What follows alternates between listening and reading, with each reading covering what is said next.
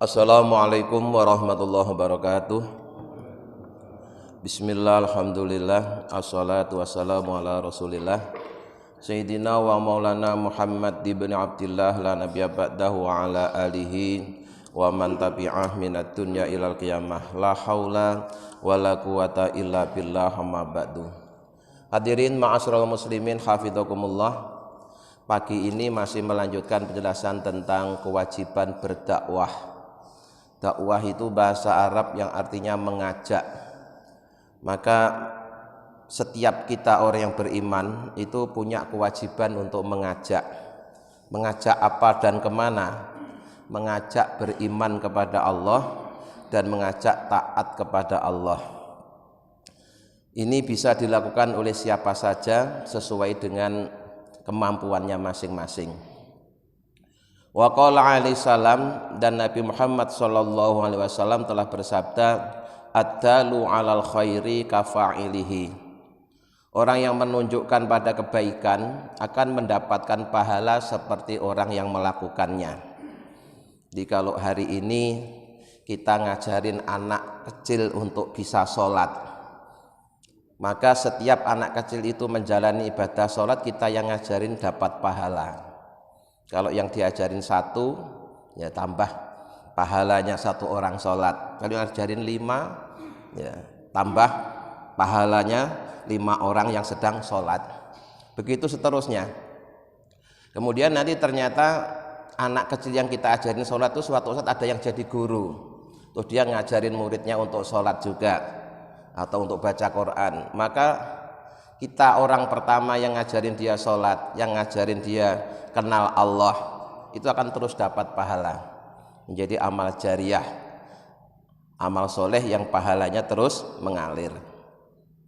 Faman ja'ala du'a, maka barang siapa yang menjadikan mengajak ilal khairi pada kebaikan, dakbahu sebagai aktivitas rutinnya, kebiasaannya, wasagolahu dan kesibukannya, faqad akhadha, maka sungguh orang itu telah mengambil bihadzi wafirin, dengan bagian yang sempurna, mimmirrosi Rasulillah sallallahu alaihi wasallam, dari warisan Rasulullah sallallahu alaihi wasallam.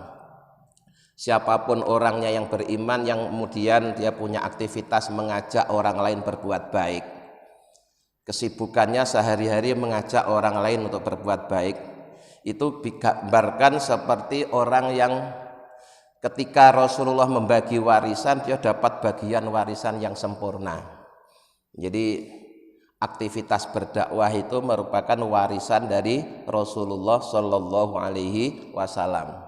Maka dikatakan al ulama'u warasatul anbiya, para ulama itu menjadi ahli warisnya para nabi. Nah, yang diwarisi apa? Yang diwarisi adalah amal solehnya, aktivitasnya orang yang selalu mengajak beriman kepada Allah dan taat kepada Allah. Wasaro, dan dia telah berjalan ala sabilihi, pada jalannya Rasulullah.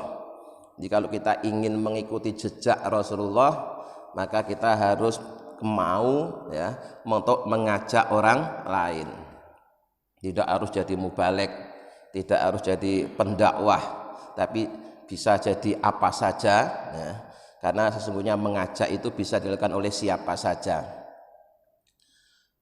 Allati qala ta'ala, yang Allah telah berfirman fiha, terkait dengan jalannya Allah atau jalannya Rasulullah. Qul hadihi sabili, qul katakanlah olehmu Muhammad, hadihi sabili, inilah jalanku. Jadi kalau kalian ingin ikuti jejakku, ya kamu harus lewat jalan ini, kata Rasulullah. Jalan ini dipakai untuk ad'u ilallah, aku mengajak menuju Allah. Jadi yang disebut da'i, mengajak, ini adalah mengajak ke Allah, bukan mengajak ke diri sendiri atau mengajak ke kelompoknya. Kalau mengajak ke diri sendiri itu namanya orang yang sedang cari pengaruh ya. Kalau mengajak ke kelompoknya itu namanya orang yang sedang kampanye ya. Yang dipuji, yang diperintahkan dalam Al-Quran itu bukan mengajak kepada diri sendiri atau ke kelompoknya, tetapi mengajak ke Allah. Ala basyiratin, dengan penuh waspada. Basiroh itu mata hati, ya, ada mata lahir, ada mata batin. Nah, basiroh ini mata batin, ya. Jadi ketika ngajak seseorang menuju Allah, ya, itu tidak cukup hanya menggunakan mata lahir, juga harus menggunakan mata batin. Jadi dakwah dari hati ke hati itu lebih efektif. Di hatinya yang ditundukkan dulu. Kalau hatinya sudah menyukai, maka akan mudah untuk diajak. Tapi kalau hatinya masih membenci, terus diajak, ya nggak bakalan mau. Ya. Maka orang yang mengajak harus membuat senang orang yang diajak. Hatinya dulu, didekatin dulu. Aku kata Rasulullah, waman dan orang ittaba'ani yang mengikuti aku. Wa subhanallahi dan maha suci Allah. Wa ma'ana minal musyrikin dan tidaklah aku termasuk golongan orang-orang yang menyekutukan Allah. Nah, itu jalannya Rasulullah seperti itu. Falam yakun maka tiada apa seluruh kesibukan Rasulullah alaihissalam fi jami'i aqatihi pada seluruh waktu-waktunya ghairu dakwati selain dakwah ilallahi kepada Allah Ta'ala. Jadi tugasnya Rasul, tugasnya Nabi adalah sibuk mengajak seseorang, ya, untuk menuju Allah, ya. Jadi kesibukannya tiada lain selain mengajak kepada Allah. Apapun aktivitasnya, tujuan utamanya adalah mengajak orang, ya. Di mengajak itu tidak harus lewat ceramah, tidak harus lewat mimbar, panggung, tidak. Ya cukup ngobrol, ya, obrolan santai, ya, ketemu teman ngobrol-ngobrol itu bisa dijadikan sarana untuk mengajak. Nah, Rasulullah melakukannya pertama biqaulihi dengan ucapan-ucapannya, wa fi'lihi dan perbuatannya. Jadi namanya mengajak itu, ya, ucapan dan tindakan, ya. Kalau hanya sekedar ucapan tanpa tindakan itu namanya bukan ngajak tapi perintah. Itu nanti ada tahapan berikutnya, ya. Setelah kita mengajak baru kemudian memerintah. Kalau belum apa-apa memerintah, ya tidak bakalan diikuti. Kenal aja enggak kok merintah. Jadi ya kenalan dulu, baik-baik dulu, baru mengajak. Nanti kalau sudah akrab, dia diperintah aja mau, karena sudah akrab. Jadi ada tahapan-tahapannya. Maka berteman dengan orang fasik itu nggak boleh kalau niatnya berteman. Tapi kalau mengajak atau membina itu kewajiban. Dan kita tidak akan bisa mengajak atau membina orang fasik kalau kita tidak berteman dulu, ya, makanya dari dulu hingga sekarang, mulai dari para nabi, para generasi ulama itu ada, ya, ulama-ulama dai-dai yang dia berteman dengan orang-orang fasik, ya. Dia dakwahnya tidak di tempat yang bersih dan tempat yang terang, tapi di tempat yang gelap dan remang-remang, untuk diajak ke tempat yang terang. Mengadakan pengajian tidak hanya di masjid, di majelis taklim, tapi di tempat-tempat diskotik, ya, di tempat-tempat pelacuran, tempat-tempat orang mabuk didakwai, ya. Itu dari dulu ada yang seperti itu, walaupun tidak sembarang dai berani karena resikonya berat, ya. Karena mereka pun juga hamba Allah, ya. Mereka itu juga hamba Allah, sama dengan kita manusia, yang mereka itu juga perlu pencerahan. Nah, kalau kemudian tidak ada yang berani ke sana, atau sampai kapan dia akan mengenal Islam? Maka ada, ya, dengan penuh keberanian dia dakwahnya tidak di tempat yang terang. Kalau di masjid, di majelis taklim itu paling gampang, ya, tidak ada risiko, ya. Tapi kalau di tempat-tempat yang gelap, tempat-tempat yang remang-remang itu risikonya berat. Apalagi selama ini yang kita lakukan itu baru berdakwah kepada orang yang sudah beriman. Itu paling gampang banget itu, ya, karena yang diajak sudah beriman. Yang di masjid ini kan sudah beriman semua, sudah soleh semua, tinggal meningkatkan saja. Nah, dulu kita dakwah itu ya kepada orang yang masih kafir, ya. Dakwahnya kepada orang yang masih kafir diajak untuk beriman, kepada orang yang jahat untuk meninggalkan kejahatannya, itu baru dakwah beneran. Kalau sekarang itu cuma untuk rame-rame aja lah, ya. Walidzalika, dan oleh karena itu ba'asahu, telah mengutus Rasul sapa Allahu Allah. Jadi Allah ngutus Rasul itu ya tugasnya untuk mengajak, mulai dari Rasul pertama sampai Rasul terakhir, tugas utamanya adalah mengajak. Wa bidzalika, dan dengan itu amarahu, Allah memerintahkannya. Intinya tugas Rasul adalah mengajak dan memerintahkan, ya, memerintahkan orang untuk beriman dan beramal soleh. Kama qala Allah Ta'ala, sebagaimana Allah firmankan, Qul innama umirtu an a'budallaha wa la usrika bihi ilaihi ad'u wa ilaihi ma'ab. Qul, katakanlah olehmu Muhammad, innama umirtu, sesungguhnya ya, aku hanyalah diperintahkan, an a'budallaha, untuk menyembah Allah, wala usrika, dan aku tidak menyekutukan bihi, dengan Allah, ya, atau yang tidak menyekutukan Allah. Ilaihi ad'u wa ilaihi ma'ab, kepada Allah kami mengajak dan kepada Allah kami akan kembali.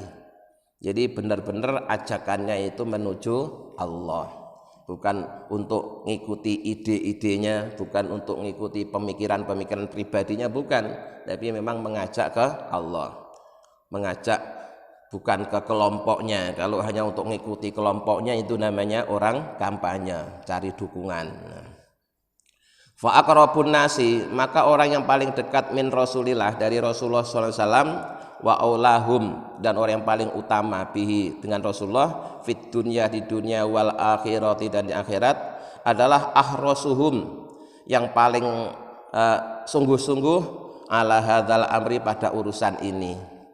Makanya orang yang paling dekat dengan Rasulullah, orang yang paling utama di antara pengikutnya Rasulullah, baik di dunia maupun di akhirat, adalah orang beriman yang sungguh-sungguh menekuni dakwah, yang sungguh-sungguh menekuni mengajak orang lain untuk beriman kepada Allah dan taat kepada Allah.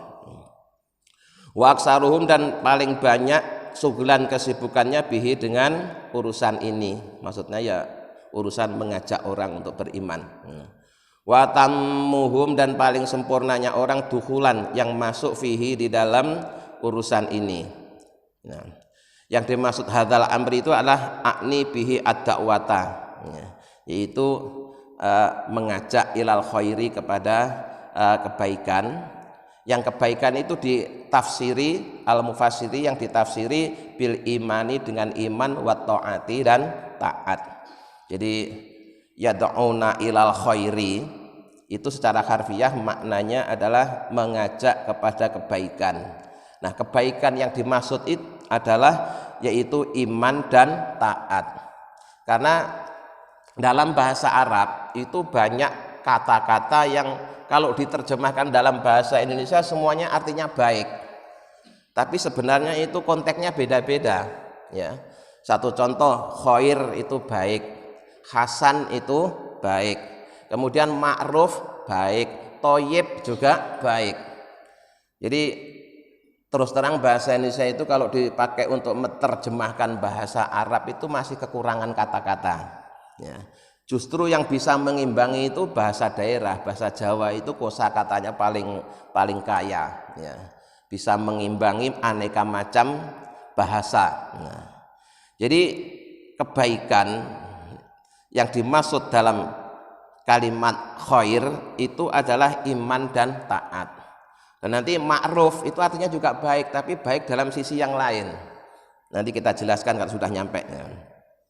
Wan nahyi, dan melarang an ditaihima, dari kebalikannya. Jadi yang dimaksud mengajak kepada kebaikan itu adalah tafsirnya mengajak iman dan mengajak taat, serta melarang yang kebalikannya. Nah, kebalikannya apa? Alladzaini humal kufru wal maksiatu. Kebaikan dari iman dan taat yaitu kafir dan maksiat. Itu namanya yad'una ilal khair. Jadi setiap kita, ya, punya kewajiban untuk mengajak.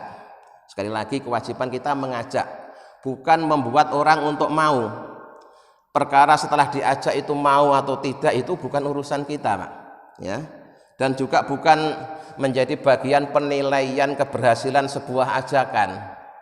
Ya, yang penting ketika orang itu sudah mengajak, itu dia sudah melaksanakan tugas. Baik ajakannya itu berdampak atau tidak berdampak. Kayak kemarin dalam kajian kitab Riyadhus Shalihin, ya, kita sampaikan bahwa ketika Nabi Ibrahim dibakar oleh Raja Namrud, itu ada seekor burung yang sibuk, ya, nyari air, diminum kemudian disemprotin di api, terbang lagi, minum lagi, terus disemprotin ke api lagi. Padahal apinya itu berkobar-kobar segede gunung, sementara air yang disemprotkan oleh burung itu cuma seberapa, setetes saja nggak ada. Tapi itu terus dilakukan demi cintanya kepada nabinya Allah, demi cintanya kepada Nabi Ibrahim. Diikut berperan walaupun nggak tahu itu ada manfaatnya atau tidak, tapi untuk menunjukkan bahwa dia ikut berperan menyelamatkan Nabi Ibrahim. Itu oleh Allah dapat pujian, dipuji oleh Allah, ya. Jadi baik ajakan kita itu kemudian menjadikan orang mau atau tidak, yang penting asal kita sudah mengajak, itu kita sudah melaksanakan tugas. Nah, kalau soal orang diajak mau atau tidak mau itu dari dulu, Pak, nggak hanya sekarang. Jangankan yang ngajak kita, dulu itu yang ngajak Rasulullah, Pak, ya, ditemenin malaikat Jibril, ya, bayangkan, yang ngajak Rasulullah, manusia terbaik, paling dicintai oleh Allah, ditemani malaikat Jibril. Itu yang diajak tidak semuanya mau kok, ya, tetap ada yang mau, ada yang tidak. Jadi biasa saja lah, ya. Dia kalau ada yang diajak baik kemudian dia nggak mau, ya biasa saja. Jangankan yang ngajak cuma kita, dulu itu yang ngajak Rasulullah, ditemani malaikat Jibril. Itu yang diajak tidak semuanya mau. Ya, ada yang mau, ada yang tidak, ada yang mikir-mikir dulu. Itu hal yang wajar seperti itu. Sampai sekarang juga seperti itu, ya. Yang ngajak seorang kiai besar, apa jaminan semuanya pasti akan ikut? Tidak. Yang ngajak ustadz kecil, apakah dijamin tidak ada yang ikut? Juga belum tentu. Tetap aja, ya. Namanya ajakan itu pasti ada yang mau, ada yang tidak, ya. Ada yang masih mikir-mikir dulu. Siapapun yang mengajak. Nah, jadi sekali lagi, ketika kita mengajak juga harus ikhlas, ya. Kadang-kadang kita ngajak tapi ketika yang diajak nggak mau, terus kita yang marah-marah, berarti ngajaknya belum ikhlas itu. Itu ngajaknya bukan ke Allah, ngajaknya ke dirinya sendiri. Nah, maka harus hati-hati, ya. Ciri yang ikhlas itu, ya, kalau ngajaknya ke Allah, ya, baik yang diajak itu mau atau tidak mau, ya sama aja. Wong tugas aja memang hanya sekedar mengajak. Perkara yang diajak tidak mau, itu urusan dia dengan Allah, gitu loh. Karena kalau kita tidak mengajak, kita masih berdosa, ya.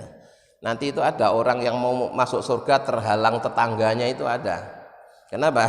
Karena dia rajin berbuat baik tapi tidak pernah mencegah tetangganya yang berbuat tidak baik, atau tidak pernah mengajak tetangganya untuk berbuat baik. Itu mau masuk surga dihalang-halangi tetangga. Kenapa kamu dulu kok hanya sibuk ibadah berbuat baik buat dirimu sendiri, kok nggak pernah ajak gitu. Ya, bagi ajak-ajak ini penting, ya, kewajiban setiap orang yang beriman. Nah, kemudian soal metode mengajak, itu ya terus berkembang, Pak, ya, bisa menggunakan segala macam media dan metode. Maka kalau kita baca sejarah para pendakwah agama Islam di Indonesia, itu dulu ya menggunakan segala macam budaya, tradisi yang bisa mengumpulkan banyak orang, ya. Ada yang melalui kesenian. Jadi kesenian itu dijadikan sarana untuk dakwah untuk apa? Untuk ngumpulin orang. Karena kalau ngumpulin orang lewat seni itu kan gampang, ya. Kalau Bapak bikin undangan untuk pengajian dengan undangan menghadiri kesenian, itu pasti yang hadir lebih banyak yang menghadiri kesenian. Tapi setelah dia kumpul, kemudian di situ disampaikanlah pesan-pesan agama, ya, setahap demi setahap. Dimulai dari mengenalkan kasih sayang Allah, kuasa Allah, sampai kemudian orang tertarik dengan yang namanya Allah, terus ingin mengenal Allah, baru sampai kemudian nanti dia belajar tata caranya beribadah kepada Allah. Dan itu terbukti berhasil, ya, terbukti berhasil. Di Indonesia yang begitu luas itu mayoritas beragama Islam, Nah, selain menggunakan tradisi atau budaya yang sudah ada di masyarakat, juga salah satu metode dakwah itu adalah memenuhi kebutuhan orang yang diajak. Misalnya di masyarakat itu sedang kekeringan, ya, tidak ada air bersih, maka seorang waliullah yang dakwah di situ dengan karomahnya dia membuat sumur. Nah, akhirnya orang-orang bisa terpenuhi kebutuhan airnya, akhirnya dia memeluk Islam.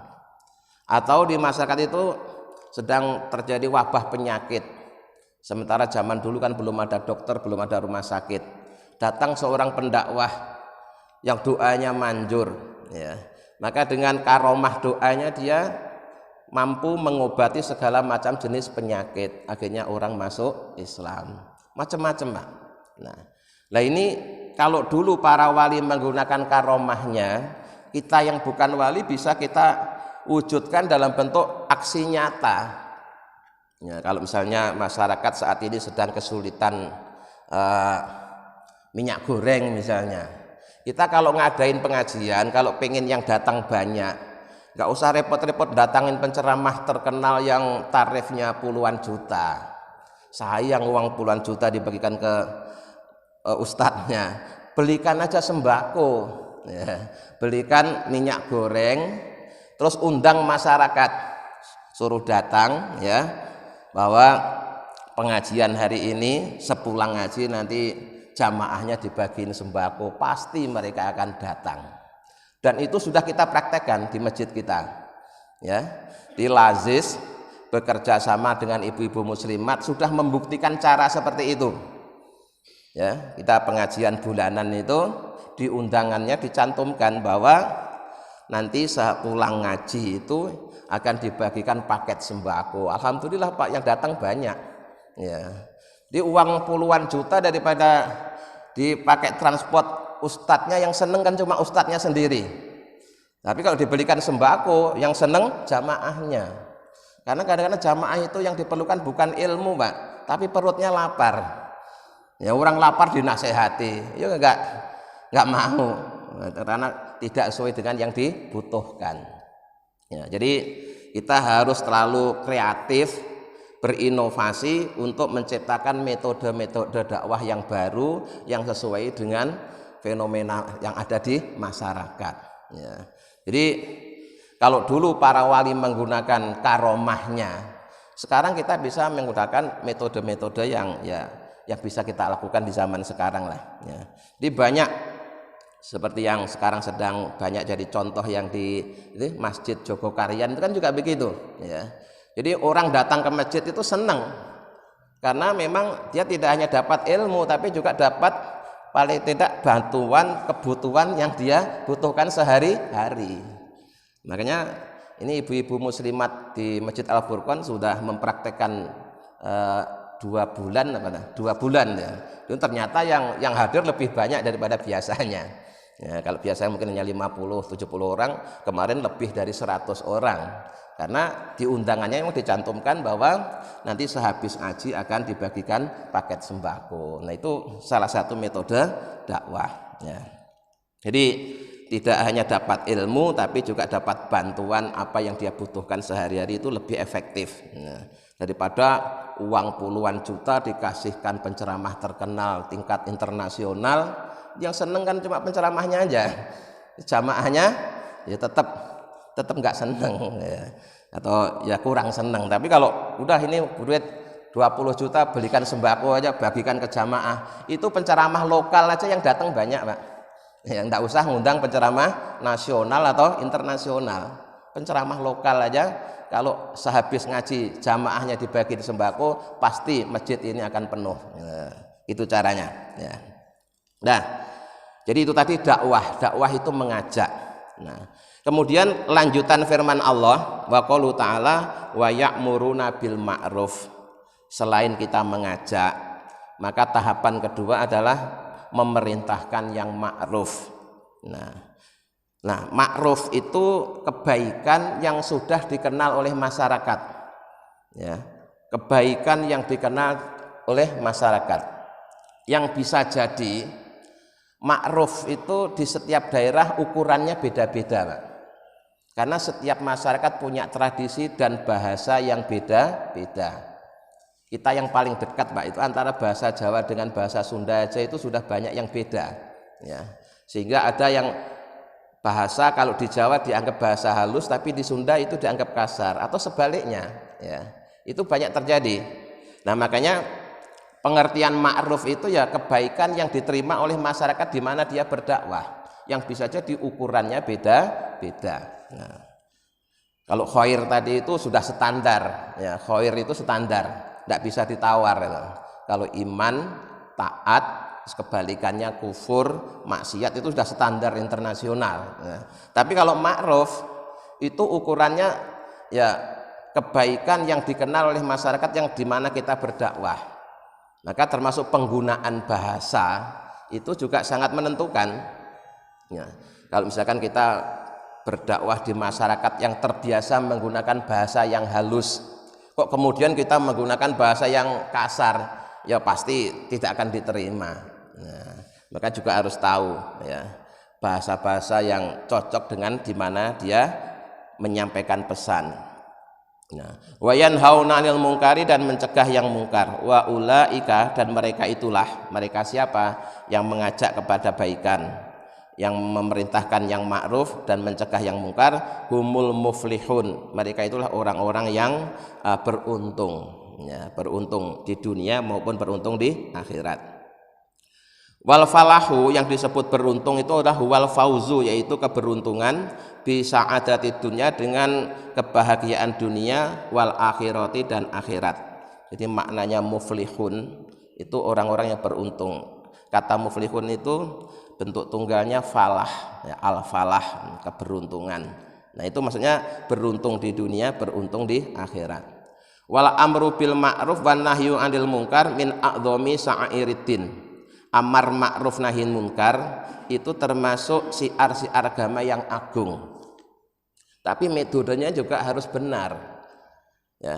Karena sering terjadi dia bilangnya amar ma'ruf, memerintahkan kebaikan, tapi caranya dengan cara yang mungkar, ya. Memerintahkan kebaikan tapi caranya tidak kebaik. Ini sering terjadi sehingga menimbulkan kegaduhan di masyarakat, ya. Misalnya dia langsung ngobrak-ngabrik, nah, langsung teriak-teriak Allahu Akbar, ngobrak-ngabrik itu. Terus ditanya apa tujuannya? Amar ma'ruf. Nah, amar ma'ruf kok ngobrak-ngabrik, merusak banyak fasilitas umum. Maka amar ma'ruf juga harus dilakukan dengan bil ma'ruf, dengan cara yang baik.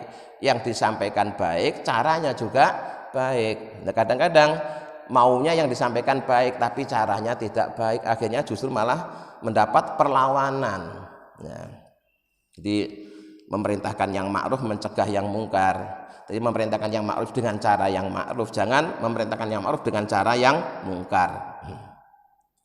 Jadi amar ma'ruf nahi mungkar ini merupakan syiar agama yang paling agung. Wa aqwa da'aimil Islam, dan menjadi tiang Islam yang paling kuat. Jadi selama orang Islam masih melakukan amar ma'ruf nahi mungkar, Islam ini akan tetap tegak, akan tetap syiar.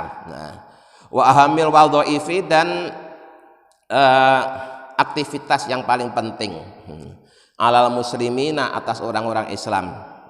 Jadi setiap orang Islam harus punya aktivitas amar ma'ruf nahi mungkar sesuai dengan kemampuannya masing-masing.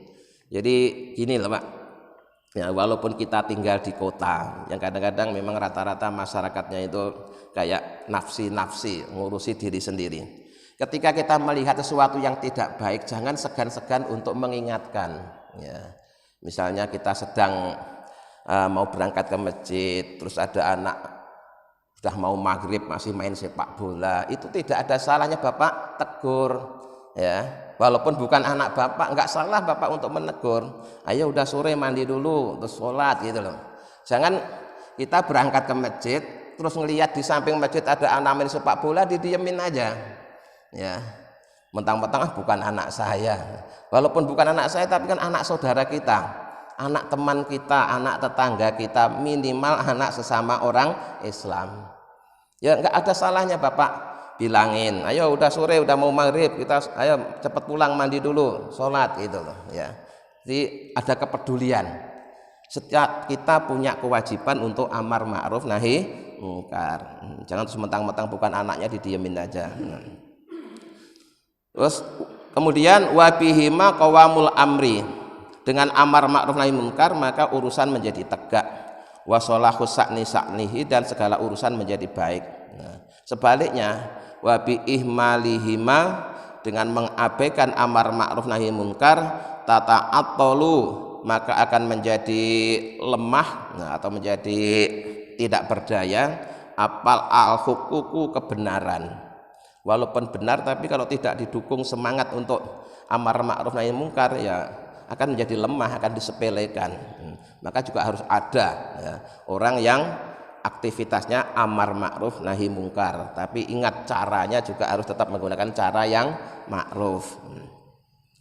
Wa ta'adda, dan akan banyak di pelanggaran, dilanggar apa al-hududu, batasan-batasan. Kalau sudah tidak ada yang amar ma'ruf nahi mungkar nanti akan banyak pelanggaran. Wa yahfa, dan akan menjadi tersembunyi apa al-haqqu, kebenaran. Sebaliknya wadharu, dan akan tampak apa al-batilu, kebatilan ya. Jadi kalau orang-orang sudah nggak mau amar ma'ruf nahi mungkar, itu yang tampak di masyarakat adalah keburukan, kebaikan menjadi tertutup ya. Makanya amal soleh di akhir zaman itu yang terbaik adalah yang ditampakkan ya. Itu termasuk nasihat dari Syekh Abdul Hasan Asadili ya, bahwa di akhir zaman berbuat baik itu harus ditampilkan. Karena kalau yang berbuat baik disembunyikan, nanti yang tampil di masyarakat itu berupa keburukan semua. Jadi kalau kemaksiatannya disiarkan, tapi terus pengajian tidak diumumkan, ya nanti yang ada itu di masyarakat ya hanya kemaksiatan. Maka jangan sampai kalah ya, siarnya kebaikan itu jangan sampai kalah dengan keburukan. Belum keburukannya berani disiarkan kemana-mana, kok ini kebaikan malah disembunyikan. Terus alasannya ikhlas, alasannya humul. Itu untuk zaman sekarang udah tidak cocok lagi ya.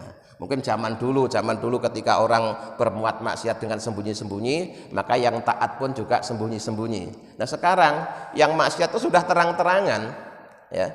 Wong berbuat maksiat itu sekarang direkam, terus kemudian di-upload di media sosial sehingga menjadi terkenal. Akhirnya isinya ya kemaksiatan itu yang banyak. Kalau kemudian kebaikan tidak ditampilkan, nanti isinya keburukan semua.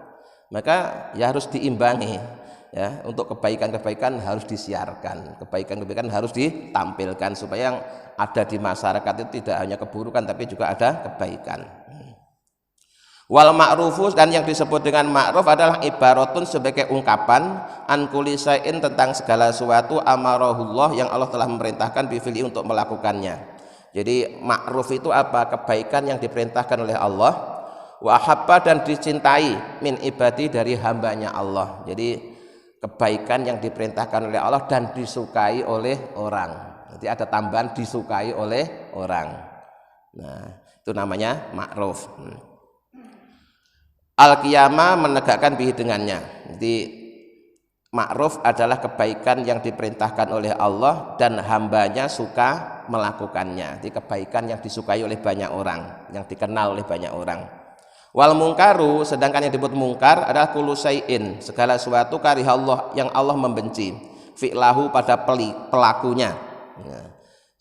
Mungkar itu sesuatu yang Allah tidak menyukai pelakunya. Wahabba, dan menyukai min ibadihi, dari hamba-hambanya, tarkahu, untuk meninggalkannya. Bahkan hamba-hamba Allah pun juga tidak menyukainya. Jadi yang tidak suka dengan kemungkaran itu bukan hanya Allah, tapi orang-orang biasa pun juga tidak menyukainya. Itu namanya mungkar. Nah, jadi bedanya khair dengan ma'ruf. Jadi kalau khair itu kebaikan yang sudah standar internasional karena iman dan taat ya. Sementara kalau ma'ruf itu kebaikan yang selain baik menurut Allah juga baik menurut masyarakat.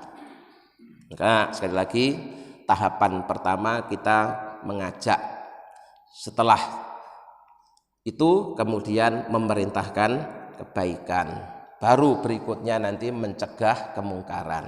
Nah, untuk mencegah kemungkaran nanti ada metodenya sendiri, ya. Ada metodenya sendiri sesuai dengan profesi kita, ya. Karena cara mencegah kemungkaran ini bila tidak mengikuti prosedur itu akan menimbulkan kekacauan. Bahkan kita bisa dianggap sebagai orang yang telah melanggar hukum. Karena ada batasan-batasan kewenangan, ya. Di negeri kita itu kan ada pemerintah, ya, di eksekutif, legislatif, yudikatif, itu ada pembagian tugas, ya. Dan kita yang bukan sebagai eksekutif, yudikatif maupun legislatif, itu tugasnya kan sekedar memberi masukan, sekedar pakai lesan, tidak bisa menggunakan kebijakan karena memang tidak punya otoritas untuk bikin kebijakan. Makanya nanti terkait dengan mencegah kemungkaran itu nanti ada hadis yang menjelaskan secara terperinci, yang dalam prakteknya nanti akan ada pembagian tugas, ya, ada pembagian tugas. Kalau pejabat lewat ini, kalau ulama lewat ini, kalau orang biasa lewat ini, itu ada aturannya. Jadi tidak sekedar semangat ngawur, semangat amar ma'ruf nahi munkar tapi caranya ngawur, itu akhirnya malah tidak efektif, tapi justru malah menimbulkan kekacauan atau kegaduhan di masyarakat. Jadi segala sesuatu walaupun baik juga harus disampaikan dengan cara yang baik. Mudah-mudahan dengan bimbingannya kita bisa mengamalkannya. Amin ya rabbal alamin. Allahumma sholli ala sayyidina Muhammad wa sallam Muhammad alhamdulillahi rabbil alamin. Allahumma inna nas'aluka imanan da'ima yaqinan shadiqa wa qalban khashi'an lisanan dzakira wa rizqan halalan wa ilman nafi'an sholiha. Rabbana atina fid dunya hasanah wa fil akhirati hasanah wa qina adzabannar. Subhana rabbika rabbil izzati amma yasifun wa salamun alal mursalin walhamdulillahi rabbil alamin. Assalamualaikum warahmatullahi wabarakatuh.